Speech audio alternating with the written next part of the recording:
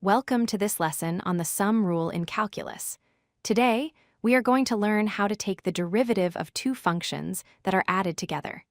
It is one of the most fundamental and useful rules you will learn. The core concept is very straightforward. If you have a function that is made up of two smaller functions added together, the derivative of that total sum is just the derivative of the first part, plus the derivative of the second part. This is great news because it means we can break down complicated-looking equations into smaller, easier pieces. Let's visualize what this means. Here we have a red line representing one function and a blue curve representing another. When we add them together to get the purple curve, the rate of change at any point on that purple curve is simply the rate of change of the red line plus the rate of change of the blue curve. The slopes literally add up. Why does this work mathematically? If we look at the formal definition of a derivative using limits, we can rearrange the terms.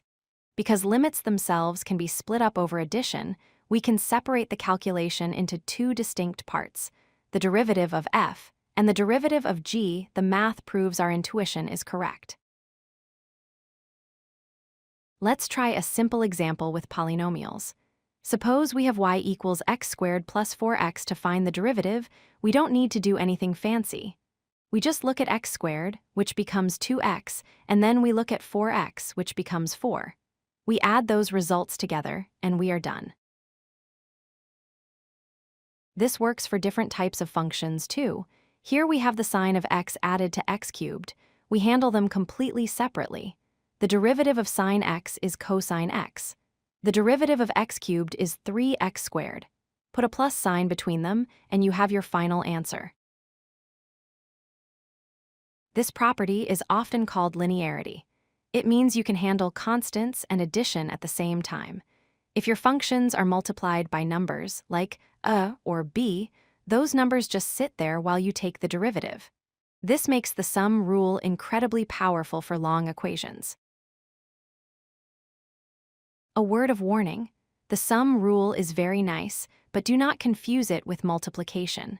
The derivative of a sum is the sum of the derivatives, but the derivative of a product is not the product of the derivatives. That requires a different rule entirely. Always check for that plus sign.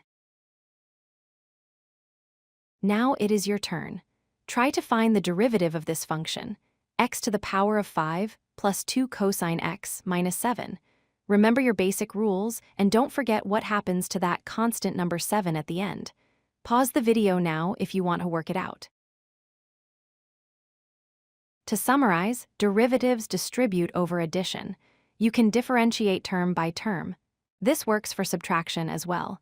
It is a simple but essential tool that you will use constantly in calculus. Thanks for watching, and keep practicing. If you like this video, hit that like button and don't forget to subscribe.